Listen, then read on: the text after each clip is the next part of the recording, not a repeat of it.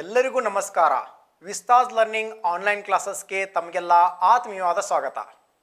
ನಾನು ನಿಮ್ಮ ಗಣಿತ ಶಿಕ್ಷಕ ರಮೇಶ್. ವಿದ್ಯಾರ್ಥಿಗಳೇ, ಮೊದಲಿಗೆ ವಿ ಲರ್ನಿಂಗ್ ಅಂದರೆ ಏನಿದರ ಉದ್ದೇಶ ಅಂತಕ್ಕಂಥದ್ದನ್ನು ತಿಳಿಯೋಣ. ವಿ ಲರ್ನಿಂಗ್ ಅಂತಕ್ಕಂಥದ್ದು ಒಂದು ಆನ್ಲೈನ್ ವೇದಿಕೆಯಾಗಿದ್ದು, ಇಲ್ಲಿ ಪ್ರತಿಯೊಬ್ಬ ವಿದ್ಯಾರ್ಥಿಯು ಕೂಡ ಗುಣಮಟ್ಟದ ಶಿಕ್ಷಣವನ್ನು ಕೊಡಬೇಕು ಅಂತಕ್ಕಂಥ ಉದ್ದೇಶವನ್ನು ಹೊಂದಿದೆ. ಅದಕ್ಕೋಸ್ಕರ ತಾವೆಲ್ಲ ಏನು ಮಾಡಬೇಕು, ನಮ್ಮ ಚಾನಲನ್ನು ಸಬ್ಸ್ಕ್ರೈಬ್ ಮಾಡಿ ಮತ್ತು ಆದಷ್ಟು ಹೆಚ್ಚು ಜನರಿಗೆ ಶೇರ್ ಮಾಡಿ. ವಿದ್ಯಾರ್ಥಿಗಳೇ, ಕಳೆದ ಅವಧಿಯಲ್ಲಿ ನಾವು ಬೀಜೋಕ್ತಿಗಳು ಮತ್ತು ನಿತ್ಯ ಸಮೀಕರಣಗಳು ಅಂತಕ್ಕಂಥ ಅಧ್ಯಾಯವನ್ನು ನೋಡ್ತಾ ಇದ್ದೀವಿ. ಈ ಅಧ್ಯಾಯದಲ್ಲಿ ಏನೇನು ನೋಡಿದ್ದೀವಿ? ಬೀಜೋಕ್ತಿಗಳ ಸಂಕಲನ ಮತ್ತು ವ್ಯವಕಲನ ಅಂತಕ್ಕಂಥದ್ದನ್ನು ನೋಡಿದ್ದೀವಿ. ಇವತ್ತು ನಾವು ಬೀಜೋಕ್ತಿಗಳ ಗುಣಾಕಾರವನ್ನು ನೋಡೋಣ. ಅಂದರೆ ಏಕಪದೋಕ್ತಿಯನ್ನು ಏಕಪದೋಕ್ತಿಯೊಂದಿಗೆ, ದ್ವಿಪದೋಕ್ತಿಯನ್ನು ದ್ವಿಪದೋಕ್ತಿಯೊಂದಿಗೆ, ಆಮೇಲೆ ಬಹುಪದೋಕ್ತಿಯನ್ನು ಬಹುಪದೋಕ್ತಿಯೊಂದಿಗೆ ಯಾವ ರೀತಿ ಗುಣಾಕಾರ ಕ್ರಿಯೆಯನ್ನು ಮಾಡಬೇಕು ಅಂತಕ್ಕಂಥದ್ದನ್ನು ಈಗ ನಾವು ನೋಡೋಣ. ವಿದ್ಯಾರ್ಥಿಗಳೇ, ಈಗ ಬೀಜೋಕ್ತಿಗಳ ಗುಣಾಕಾರವನ್ನು ನೋಡೋಣ. ಇಲ್ಲಿ ಏನು ಕೊಟ್ಟಿದ್ದಾರೆ ನೋಡ್ರಿ, ಏಕಪದೋಕ್ತಿಯಿಂದ ಏಕಪದೋಕ್ತಿಯನ್ನು ಗುಣಿಸುವುದು. ಅಂದರೆ ಏನು ಕೊಟ್ಟಾರೆ ಇಲ್ಲಿ? ಏಕಪದೋಕ್ತಿಯಿಂದ ಏಕಪದೋಕ್ತಿಯನ್ನು ಯಾವ ರೀತಿ ಗುಣಿಸಬೇಕು ಅಂತ ಇಲ್ಲಿನ ಕೆಲವೊಂದು ಸಮಸ್ಯೆಗಳನ್ನ ಕೊಟ್ಟಾರ. ಯಾವ ರೀತಿ ಬಿಡಿಸಬೇಕು ಅಂತಕ್ಕಂಥದ್ದನ್ನು ನೋಡೋಣ. ಫಸ್ಟ್ನೇ ಪ್ರಶ್ನೆ ಏನು ಕೊಟ್ಟಾರ? 5x × 3y ಅಂತ ಕೊಟ್ಟಾರ. ಪ್ರಶ್ನೆ ಏನು ಕೊಟ್ಟಿದ್ದಾರೆ? 5x × 3y. ಈಗ ನಾವು ಏನು ಮಾಡೋಣ, ನಿಮಗೆಲ್ಲ ಗೊತ್ತು, 5 ಮತ್ತು 3 ಅಂತಕ್ಕಂಥವು ಏನಿಲ್ಲಿ ಸ್ಥಿರಾಂಕಗಳು. ಅದೇ ರೀತಿ ಎಕ್ಸ್ ಮತ್ತು ವಾಯ್ ಅಂತಕ್ಕಂಥವು ಚರಾಕ್ಷರಗಳು. ಇದನ್ನು ಯಾವ ರೀತಿ ಇಡ್ಬೋದು ನೋಡ್ರಿ. ಈಗ 5 × 3 ಒಂದು ಕಡೆ ಏನು ಮಾಡೋಣ, ಸ್ಥಿರಾಂಕಗಳನ್ನ ಮಾಡೋಣ. ಇನ್ನೊಂದು ಕಡೆ ಏನಪ್ಪ ಅಂದ್ರೆ ಚರಾಕ್ಷರಗಳನ್ನು into bracket of X into Y, X into Y.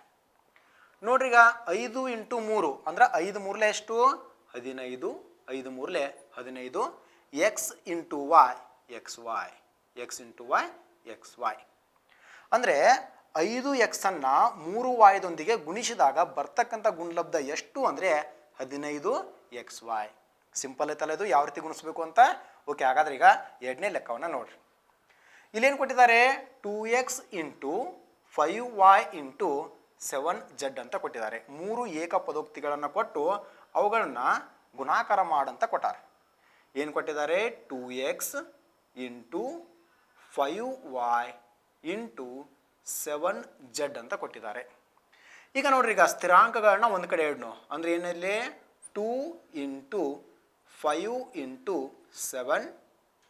ಅದೇ ರೀತಿ ಚರಾಕ್ಷರಗಳನ್ನು x × y × z. ಓಕೆ, ಗುಣಿಸ್ತೀರಿ ನೋಡೋಣ. 2 5 ಎಷ್ಟು? 10. 10 7 70. 70. X into Y into z ಅಂದ್ರೆ ಎಕ್ಸ್ ವೈ ಜೆಡ್. ಯಾಕಂದ್ರೆ ಅವು ಬೇರೆ ಬೇರೆ ರೀತಿಯ ಚರಾಕ್ಷರಗಳಿರುವುದರಿಂದ ಏನಪ್ಪ ಅಂದ್ರೆ ಎಕ್ಸ್ ಇಂಟು ವಾಯ್ ಅಂದರೆ x y, x y into z ಅಂದರೆ ಎಕ್ಸ್ ವೈ ಜೆಡ್. ಅಂದರೆ 2x × 5y × 7z ಇವುಗಳ ಗುಣಲಬ್ಧ ಎಷ್ಟು ಅಂದರೆ 70 XYZ, 70 XYZ. ಸಿಂಪಲ್ ಐತಲ್ಲ ಇದು. ಓಕೆ, ಹಾಗಾದ್ರೆ ಈಗ ಮುಂದಿನ ಸಮಸ್ಯೆಯನ್ನು ನೋಡೋಣ. ಸಮಸ್ಯೆ ಏನಿದೆ ನೋಡ್ರಿ. ಈಗ 4xy × 5x⁻² y⁻² × 6x⁻³ y⁻³ ಅಂತ ಕೊಟ್ಟಿದ್ದಾರೆ. ಈಗ ಪ್ರಶ್ನೆಯನ್ನು ಬರ್ಕೊಂಡ್ಬಿಡ್ರಿ. ಏನು?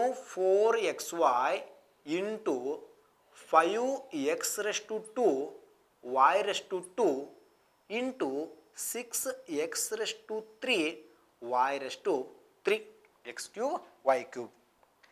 ಈಗ ಏನೇನು ಕೊಟ್ಟಿದ್ದಾರೆ ನೋಡ್ರಿ. ಈಗ ಸ್ಥಿರಾಂಕಗಳನ್ನ ಫಸ್ಟಿಗೆ ಬರ್ಕೊಂಡ್ಬಿಟ್ಟು 4 × 5 × 6, 4 × 5 × 6. ಈಗ ಚರಾಕ್ಷರಗಳು ನೋಡ್ರಿ, ಇಲ್ಲಿ ಎಕ್ಸ್ ಅದ, ಇಲ್ಲಿ ಎಕ್ಸ್ ಅದ, ಇಲ್ಲಿ ಎಕ್ಸ್ ಅದ. ಏನಪ್ಪ ಅಂದ್ರೆ ಒಂದೇ ರೀತಿಯ ಚರಾಕ್ಷರಗಳನ್ನ ಒಂದು ಕಡೆ ಬರ್ಕೊಂಡು ಗುಣಾಕಾರದ ಸಂಬಂಧತೆ X into x² into x³. ಅದೇ ರೀತಿ y into y² into y³. ಗೊತ್ತಾಯ್ತಲ್ಲ ಈ ಸ್ಟೆಪ್ಪು ಯಾವ ರೀತಿ ಬರೀಬೇಕು ಅಂತ. ನೆಕ್ಸ್ಟ್ ಏನು ಮಾಡಬೇಕು? ಈ ಸ್ಥಿರಾಂಕಗಳ ಗುಣಾಕಾರ ಮಾಡೋಣ. ನೋಡ್ರಿ 4 5 ಎಷ್ಟು 20, 26 2 12 ಅಂದರೆ 120. ಅಂದ್ರೆ 4 5 ಎಷ್ಟು 20, 26 120. ಈಗ ಇದನ್ನ ಏನು ಮಾಡಬೇಕು, X into X square into X cube ಅದ, ಹೌದಾ? ಅಂದ್ರೆ ನಿಮ್ಗೊಂದು ಫಾರ್ಮುಲಾ ಗೊತ್ತು, ಏನಪ್ಪ ಅಂದ್ರೆ a⁻m into a⁻n is equal to a⁻m+n ಅಂತ ಗೊತ್ತು. ಇಲ್ಲೇನು ಕೊಟ್ಟಾರವ 3 ಕೊಟ್ಟಾನ ಅಷ್ಟ. ಅಂದ್ರೆ a⁻m into a⁻n into a⁻o ಅಂತ ತಗೊಂಡ್ರೆ a⁻m+n+o ಆಗ್ತೈತಿ. ಸೊ ಇದನ್ನ ಯಾವ ರೀತಿ ಬರಿಬೋದು ಅಂದ್ರೆ ನೋಡ್ರಿ, ಈಗ ಇಂಟು x⁻, ಇಲ್ಲಿ ಏನು ಇಲ್ಲಕ್ಕಂದ್ರೂ 1 ಇರ್ತೈತಿ, x⁻1 + 2 + 3 ಅಂತ ಬರಿಬೋದು. ಇಂಟು ಇದನ್ನ ಯಾವ ರೀತಿ ಬರಿಬೋದು, y⁻1 + 2 + 3 ಒಂದೇ ರೀತಿಯ ಅಕ್ಷರಾಕ್ಷರಗಳದಾವಲ್ಲ. ಓಕೆ, ಕೊನೆಯ ಸ್ಟೆಪ್ ಏನಾಗ್ತೈತೆ ನೋಡ್ರಿ, 120 x⁻, ಕೂಡ್ಸ್ರಿ ಇವನ 1 + 2 ಅಂದ್ರೆ 3, 3 + 3 ಅಂದ್ರೆ 6 ಅಂದ್ರೆ x⁻6. ಅದೇ ರೀತಿ y⁻, 1 + 2 ಅಂದ್ರೆ 3, 3 + 3 ಅಂದ್ರೆ 6. ಓಕೆ, ಏನಾಯ್ತು 120 x⁻6 y⁻6 ಅಂದರೆ 4xy into 5x⁻2 y⁻2 into 6x⁻3 y⁻3 ಇವುಗಳ ಗುಣಲಬ್ಧ ಎಷ್ಟು ಅಂದರೆ 120 x⁻6 y⁻6. ಅರ್ಥ ಆಯ್ತಲ್ಲ? ಅದು ಯಾವ ರೀತಿ ಮಾಡಬೇಕು ಅಂದ್ರೆ ನಿಮಗಿಲ್ಲಿ ಘಾತಾಂಕಗಳ ನಿಯಮ ಕೂಡ ಗೊತ್ತಿರಬೇಕು. ಎಸ್, ಈಗ ಇದರಲ್ಲಿ ಕೊನೆಯ ಲೆಕ್ಕ ಏನು ಕೊಟ್ಟಿದ್ದಾನೆ, 3y into 4yx into 6y⁻2x ಅಂತ ಕೊಟ್ಟಿದ್ದಾರೆ. ಈಗ ನೋಡ್ರಿ, ಈಗ ಪ್ರಶ್ನೆಯನ್ನು 3y into 4yx into 6y⁻2x ಅಂತ ಕೊಟ್ಟಿದ್ದಾರೆ. ಸಿಂಪಲ್ ಆಯ್ತದ. ಮೊದಲು ಏನು ಮಾಡೋಣ ಅಂದ್ರೆ ಸ್ಥಿರಾಂಕಗಳನ್ನ ಬರ್ಕೊಂಡ್ಬಿಡ್ರಿ. ಏನೈತಿ ಗುಣಾಕಾರದ ಸಂಬಂಧತಿ. ಸೊ 3 ಇಂಟು 4 ಇಂಟು 6 ಆಯಿತು. ನಂತರದಲ್ಲಿ ಒಂದೇ ರೀತಿ ಇರ್ತಕ್ಕಂಥ ಚರಾಕ್ಷರಗಳನ್ನ ಬರ್ಕೊಂಡ್ಬಿಡ್ರಿ. ನೋಡ್ರಿ, ಈಗ ಇಲ್ಲಿ y ಅದ, ಇಲ್ಲಿ y ಅದ, ಆಮೇಲೆ ಇದು ಇಲ್ಲಿ ಕೂಡ y ಅದ. ಅಂದರೆ y into y into y⁻2. ನೋಡ್ರಿ, y into y into y⁻2. ಇನ್ನು ಎಕ್ಸ್ಗೆ ಸಂಬಂಧಪಟ್ಟಂಥದ್ದು ಇಲ್ಲಿ ಏನಾದರೂ ಎಕ್ಸ್ ಐತೆನಾ? ಇಲ್ಲ. ಓಕೆ, ಇಲ್ಲಿ ಎಕ್ಸ್ ಐತಿ, ಇಲ್ಲಿ ಕೂಡ ಎಕ್ಸ್ ಅದ. ಅಂದ್ರೆ ಎಕ್ಸ್ ಇಂಟು ಎಕ್ಸ್. ಓಕೆ, ಇದನ್ನು ಸಿಂಪ್ಲಿಫೈ ಮಾಡಿರಿ. 3 4 ಎಷ್ಟು 12, 12 6 12 ಇಂಟು 6, 6 2 12, 6 1 6 + 1 7 ಅಂದ್ರೆ 72. 3 ಇಂಟು 4 ಇಂಟು 6 ಅಂದ್ರೆ 72. ಇಲ್ಲಿ ನೋಡ್ರಿ, ಈಗ y ಇಂಟು y⁻2 ಇದನ್ನು ಯಾವ ರೀತಿ ಇಡ್ಬೋದಪ್ಪ ಅಂದ್ರೆ ನಿಮ್ಗೆ ಆಲ್ರೆಡಿ ಗೊತ್ತದ. y⁻1 + 1 + 2, 1 + 1 + 2 ಅಂತ ಇಡ್ಬೋದು. ಅದೇ ರೀತಿ ಇಂಟು x⁻, ಏನು ಇಡ್ಬೋದು ನೋಡ್ರಿ, 1 + 1 ಇಡ್ಬೋದು, 1 + 1. ಸೊ 72. y⁻ ಎಷ್ಟಾಗತ್ತೆ, 1 + 1 ಅಂದ್ರೆ 2, 2 + 2 ಅಂದ್ರೆ 4, y⁻4 x⁻2 ಅಂದರೆ 3y into 4yx into 6y⁻2 into X ಅಂದ್ರೆ ಇವುಗಳ ಗುಣಲಬ್ಧ ಎಷ್ಟು ಅಂದ್ರೆ 72 y⁻4 x⁻2. ಅರ್ಥ ಆಯ್ತಲ್ಲ? ಇದು ಸಿಂಪಲ್ ಆಯ್ತಲ್ಲ ವಿದ್ಯಾರ್ಥಿಗಳೇ. ಈಗ ಮುಂದಿನ ಪ್ರಶ್ನೆಯನ್ನು ನೋಡೋಣ. ಪ್ರಶ್ನೆ ಏನು ಕೊಟ್ಟಿದ್ದಾರೆ ನೋಡ್ರಿ, ಕೆಳಗೆ ಕೊಟ್ಟಿರುವ ಉದ್ದ ಮತ್ತು ಅಗಲಗಳ ಆಯತದ ವಿಸ್ತೀರ್ಣದ ಕೋಷ್ಟಕ ಪೂರ್ಣಗೊಳಿಸಿ ಅಂತ ಕೊಟ್ಟಿದ್ದಾರೆ. ಅಂದ್ರೆ ಇಲ್ಲಿ ಏನು ಕೊಟ್ಟಾರು, ಉದ್ದವನ್ನು ಕೊಟ್ಟಾರು, ಅದ್ರ ಜೊತೆಗೆ ಅಗಲವನ್ನು ಕೊಟ್ಟು ವಿಸ್ತೀರ್ಣ ಅಂದ್ರೆ ಆಯತದ ವಿಸ್ತೀರ್ಣವನ್ನ ಕಂಡುಹಿಡಿಯ ಅಂದಾರ. ನಮ್ಗೆ ಏನು ಗೊತ್ತಿರಬೇಕು ಅಂದ್ರೆ ಆಯತದ ವಿಸ್ತೀರ್ಣವನ್ನ ಕಂಡುಹಿಡಿತಕ್ಕಂಥ ಸೂತ್ರ ಗೊತ್ತಿರಬೇಕು. ಓಕೆ, ಈಗ ಮೊದಲನೇ ಲೆಕ್ಕವನ್ನು ತಗೋಣ. ಏನು ಕೊಟ್ಟಿದ್ದಾರೆ, ಉದ್ದ ಏನಪ್ಪ ಅಂದ್ರೆ 3x ಅಂದ್ರೆ ಆಯತದ ಉದ್ದ ಎಷ್ಟೈತಿ 3x ಐತಿ, ಅದರ ಅಗಲ 5y ಐತಿ. ಹಾಗಾದ್ರೆ ಅದರ ವಿಸ್ತೀರ್ಣ ಎಷ್ಟು ಅಂತ ಕೇಳ್ಯಾರ. ಅಂದ್ರೆ ಒಂದನೇದು ಆಯತದ ವಿಸ್ತೀರ್ಣ ಏನಪ್ಪ ಅಂದ್ರೆ a = ಉದ್ದ ಇಂಟು ಅಗಲ ಅಂದ್ರೆ L ಇಂಟು b. ಅಂದ್ರೆ ಆಯತದ ವಿಸ್ತೀರ್ಣವನ್ನು ಕಂಡುಹಿಡ್ತಕ್ಕಂಥ ಸೂತ್ರ ಏನು? ಆಯತದ ವಿಸ್ತೀರ್ಣ ಇಸ್ ಈಕ್ವಲ್ ಟು ಉದ್ದ ಇಂಟು ಅಗಲ. ನಾ ಶಾರ್ಟ್ಕಟ್ನಾಗ ಏನಪ್ಪ ಅಂದ್ರೆ A is equal to L into B ಬರ್ದೇನೆ. ಅಲ್ಲಿ ಒಂದೇದೇನು ಉದ್ದ ಎಷ್ಟು ಕೊಟ್ಟಾನ? 3x ಏನು 3x ಇಂಟು ಬಿ ಅಂದ್ರೆ ಅಗಲ 5y 5y. ಓಕೆ, ಹಾಗಾದ್ರೆ ಇದರ ವಿಸ್ತೀರ್ಣ ಎಷ್ಟಾಗತ್ತೆ ನೋಡ್ರಿ. ಈಗ ಸ್ಥಿರಾಂಕವನ್ನು ಒಂದು ಕಡೆ ಇಟ್ಕೊಡ್ರಿ. 3 into 5 into bracket of X into y is equal to 3 into 5 ಎಷ್ಟು? 15. X into y is equal to x y. ಹಾಗಾದರೆ ಆಯತದ ವಿಸ್ತೀರ್ಣ ಎಷ್ಟದಂಗಾಯಿತು? 15xy. ಅಂದ್ರೆ ಒಂದು ಆಯತದ ಉದ್ದ 3x ಇದ್ದು ಅದರ ಅಗಲ 5y ಇದ್ರೆ ಅದರ ವಿಸ್ತೀರ್ಣ ಎಷ್ಟಾಗತ್ತೆ? 15xy. 15xy. ಅರ್ಥ ಆಯ್ತಲ್ಲ ಇದು? ಹಾಗಾದ್ರೆ ಎರಡನೇದು ನೋಡೋಣ ಈಗ, ಸೆಕೆಂಡ್ ಒನ್. ಓಕೆ, ಏನು ಕಂಡುಹಿಡಬೇಕು? Area of rectangle. ಸೊ ಏನಪ್ಪ ಅಂದ್ರೆ ಲೆಂತ್ ಎಷ್ಟು ಕೊಟ್ಟಾನು? 9y ಇಂಟು ಬ್ರೆಡ್ತ್ ಎಷ್ಟದ? 4y square. 4y². ಓಕೆ, ಹಾಗಾದ್ರೆ ಇದರ ಎಷ್ಟು ಪಾದ್ರ ಏರಿಯಾ ಏನಾಗ್ತೈತಿ? ವಿಸ್ತೀರ್ಣ ಏನಾಗತ್ತೆ ನೋಡ್ರಿ. ಈಗ ಸ್ಥಿರಾಂಕ 9 ಅದ into 4 into bracket of y into y². ಈಗ 9 ಇಂಟು 4 ಎಷ್ಟಾಗತ್ತೆ? 4 9 ಎಷ್ಟು? 36. y ಇಂಟು y² ನಿಮಗೆಲ್ಲ ಗೊತ್ತು ಏನಪ್ಪ ಅಂದ್ರೆ a⁻m into a⁻n is equal to a⁻m+n ಆಗ್ತೈತಿ. So y⁻1 into y⁻2 is equal to y⁻1+2 ಆಯಿತು. ಅಂದರೆ y⁻1+2 ಅಂದರೆ ಎಷ್ಟು? y⁻3 second. ಏನಪ್ಪ ಅಂತಂದ್ರೆ ಒಂದು ಆಯತದ ಉದ್ದ 9y ಇದ್ದು ಅದರ ಅಗಲ 4y² ಇತ್ತಂದ್ರೆ ವಿಸ್ತೀರ್ಣ ಏನಾಗತ್ತೆ? 36y³. 36y⁻3. ಈಗ ಮೂರನೇದು ಬಿಡಿಸೋದಾದ್ರೆ ಥರ್ಡ್ ಒನ್ ಏನು ಕೊಟ್ಟಿದ್ದಾರೆ? ಏರಿಯಾ ಕಂಡು ಹಿಡಬೇಕು. ಈಸ್ ಈಕ್ವಲ್ ಟು ಲೆಂತ್ ಎಷ್ಟದ? 4ab ಇಂಟು ಬ್ರೆಡ್ತ್ ಎಷ್ಟದ? 5bc. ನೋಡ್ರಿ ಏನಾಗ್ತೈತೆ ಅಂತ. ಸ್ಥಿರಾಂಕಗಳು 4 into 5 bracket complete into bracket of A ಒಂದ ಕಡೆ ಐತಿ. ಸೊ ಎ ಅಷ್ಟೇ ಇಟ್ಬಿಡೋನು. ಬಿ ನೋಡ್ರಿ, ಬಿ ಇಂಟು ಬಿ ಎರಡು ಕಡೆ ಏನಪ್ಪ ಅಂದ್ರೆ ಬಿ ಅದ. ಆಮೇಲೆ ಏನಪ್ಪ ಅಂದ್ರೆ ಸಿ ಒಂದ ಕಡೆ ಐತಿ. ಈಗ 4 ಇಂಟು 5 4 ಎಷ್ಟು? 20.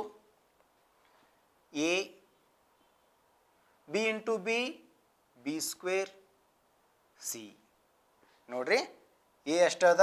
So B into B b² into C. ಅಂದರೆ ಒಂದು ಆಯತದ ಉದ್ದ 4ab ಆಗಿದ್ದು ಅದರ ಅಗಲ 5bc ಆಗಿದ್ದರೆ ವಿಸ್ತೀರ್ಣ ಎಷ್ಟಾಗತ್ತೆ? 20 ab² ಸಿ. ಇನ್ನು ಫೋರ್ತ್ ಒನ್ ನೋಡಿ ಏನು ಕೊಟ್ಟಿದ್ದಾನೆ? ಏನು ಕಂಡುಹಿಡಬೇಕು? Area A is equal to L into B ನಿಮ್ಗೆ ಗೊತ್ತದ. ಸೊ ಲೆಂತ್ ಕೊಟ್ಟಿದ್ದಾನೆ ಎಷ್ಟು ಪಾತ್ರ? 21² ಇಂಟು ಎಮ್ ಇಂಟು 31m² ಅಂತ ಕೊಟ್ಟಿದ್ದಾನೆ. ಈಗ 21ರ ವರ್ಗ ನೋಡಿ, 21 ಇಂಟು 21 ಎಷ್ಟಾಗ್ತದ? 441. ಅಂದರೆ 21ರ ವರ್ಗ ಎಷ್ಟು? 441 into M into 31m². So ಸ್ಥಿರಾಂಕವನ್ನು ಒಂದು ಕಡೆ ಬರ್ಕೋರಿ. 441 ಇಂಟು 31 ಚರಾಕ್ಷರಗಳು m ಇಂಟು m⁻². ಈಗ ನೋಡ್ರಿ, ಈಗ ಎಷ್ಟದ? 441 ಇಂಟು 31 ಗುಣಾಕಾರ ಮಾಡ್ರಿ. 1 ಇಂಟು 1 1 4 4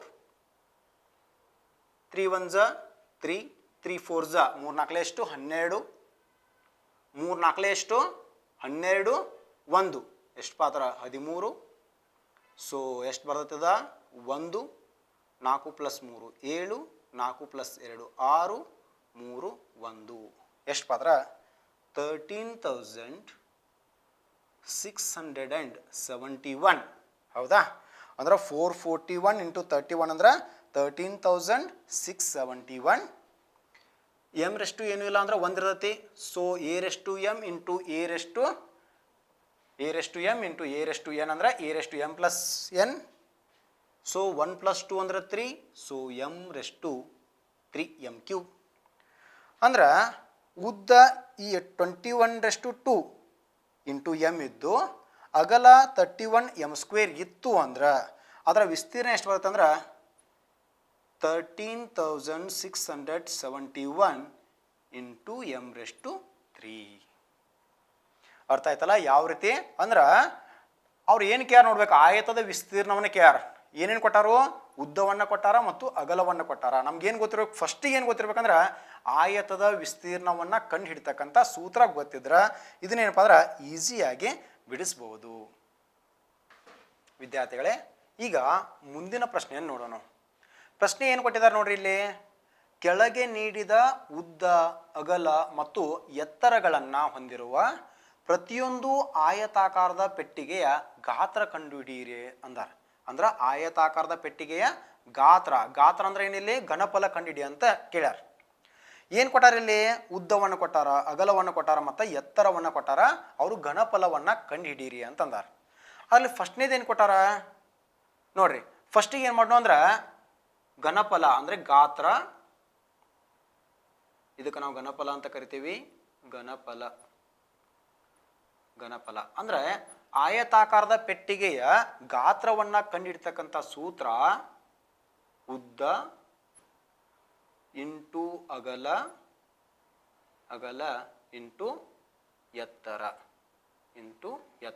ಅಂದ್ರೆ ಎಲ್ ಇಂಟು ಬಿ ಇಂಟು ಹೆಚ್ ಅಂತ ಅರ್ಥ ಈಗ ಅದರಲ್ಲಿ ಒಂದನೇದು ಏನು ಕೊಟ್ಟಾರ ನೋಡ್ರಿ ಈಗ ಗಾತ್ರ is equal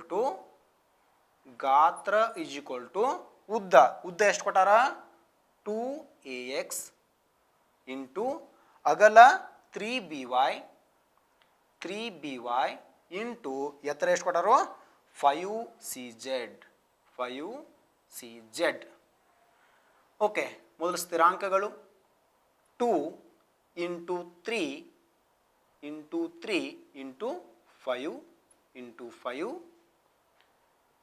ax into by into cz ನಾನು ಏನು ಮಾಡ್ತೀನಿ ಎ ಬಿ ಸಿ ಅನ್ನು ಒಂದು ಕಡೆ ಬರ್ಕೋತೀನಿ A into B into C ಅದೇ ರೀತಿ X into Y into Z ನೀವು A X into B Y into C Z ಬರೆದ್ರೂ ತೊಂದರೆ ಇಲ್ಲ ಈಗ ನೋಡ್ರಿ ಈಗ ಏನಾಗ್ತದ ಸ್ಥಿರಾಂಕಗಳು 2 3 ಎಷ್ಟು 6 6 5 ಎಷ್ಟು 30 30 ನೋಡ್ಬೇಕ್ರ 5 2 10 13 30 ಕರೆಕ್ಟ್ ಅದ A into B into C ಅಂದ್ರೆ A B C X into Y into Z X Y Z ಅಂದರೆ ಒಂದು ಆಯತಾಕಾರದ ಪೆಟ್ಟಿಗೆಯ ಉದ್ದ ಎಷ್ಟೈತಿ 2ax ಐತಿ ಅಗಲ 3by ಮತ್ತು ಎತ್ತರ 5cz ಇತ್ತಂದ್ರೆ ಇದರ ಗಾತ್ರ ಎಷ್ಟಾಗ್ತೈತಪ್ಪ ಅಂದ್ರೆ 30abc xyz ಆಗ್ತದ ಗೊತ್ತಾಯ್ತಲ್ಲ ಗಾತ್ರ ಓಕೆ ಫಸ್ಟ್ ಒನ್ ಈಗ ಎರಡನೇದು ನೋಡೋಣ ಎರಡನೇದು ಏನು ಕೊಟ್ಟಿದ್ದಾರೆ ಸೆಕೆಂಡ್ ಒನ್ ಗಾತ್ರ ಇಸ್ ಈಕ್ವಲ್ ಟು ಉದ್ದ ಎಷ್ಟು ಎಮ್ ಸ್ಕ್ವೇರ್ ಎನ್ ಅಗಲ ಎನ್ ಸ್ಕ್ವೇರ್ ಪಿ ಎತ್ತರ ಪಿ ಸ್ಕ್ವೇರ್ ಎಮ್ ಅಂದ್ರೆ ಗಾತ್ರ ಎಷ್ಟಾಗ್ತೈತಿ ನೋಡ್ರಿ ಈಗ ಓಕೆ ಯಾವುದೇ ರೀತಿಯಾದಂಥ ಸ್ಥಿರಾಂಕಗಳಿಲ್ಲ ಈಗ ನೋಡ್ರಿ ಈಗ ಏನದ ಎಮ್ ಸ್ಕ್ವೇರ್ ಆಮೇಲೆ ಎಮ್ ಅದ ಸೊ ಏನು ಒಂದು ಕಡೆ ಮಾಡೋದು ಒಂದೇ ರೀತಿಯ ಚರಾಕ್ಷರಗಳನ್ನು M square into M next into N ನೋಡ್ರಿ N into N square N into N square into P square P into P square. Okay, ಈಗ ಗುಣಾಕಾರವನ್ನು ಮಾಡಿರಿ. ಎಮ್ ಸ್ಕ್ವೇರ್ ಇಂಟು ಎಮ್ ಅಂದರೆ ಏನಾಗುತ್ತೆ? M cube N into N square ಎಷ್ಟಾಗ್ತದ? N cube. ಅದೇ ರೀತಿ P into P square ಎಷ್ಟಾಗ್ತದ? P cube. ಅಂದ್ರೆ ಒಂದು ಆಯತಾಕಾರದ ಪೆಟ್ಟಿಗೆಯ ಉದ್ದ ಎಮ್ ಸ್ಕ್ವೇರ್ ಎನ್ ಇದ್ದು ಅಗಲ ಎನ್ ಸ್ಕ್ವೇರ್ ಪಿ ಇದ್ದು ಅದೇ ರೀತಿ ಪಿ ಸ್ಕ್ವೇರ್ ಎಮ್ ಎತ್ತರ ಇತ್ತು ಅಂದ್ರೆ ಅದರ ಗಾತ್ರ ಎಷ್ಟಾಗತ್ತಂದ್ರೆ M cube into N cube into P cube ಆಗ್ತದ. ಅರ್ಥ ಆಯ್ತಲ್ಲ ಇದು ಎರಡು? ಓಕೆ, ಕೊನೆಯದು ಮೂರನೇದು ಬಿಡಿಸೋಣ. Third one. ಓಕೆ, ಗಾತ್ರ ಅಥವಾ ಘನಫಲ is equal to L into B into H. L length ಎಷ್ಟದ? 2q ಇಂಟು ಅಗಲ 4q ಸ್ಕ್ವೇರ್ ಇಂಟು ಎತ್ತರ 8q⁻3 q⁻3. ಈಗ ಸ್ಥಿರಾಂಕಗಳನ್ನು 2 into 4 into 8 into bracket of q into q square into q⁻3 q cube. Okay, this one 4 ಎಷ್ಟು ಅಂದ್ರೆ 4 ಎರಡಲೆ ಅಥವಾ 2 4 2 4 ಎಷ್ಟು? 8 8 8 64.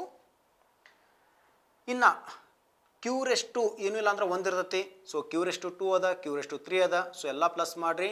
1 + 2 3, 3 + 3 6, q⁻6 ಗಾತ್ರ ಎಷ್ಟು ಬಂತು? 64 q⁻6. ಯಾವಾಗಿದು?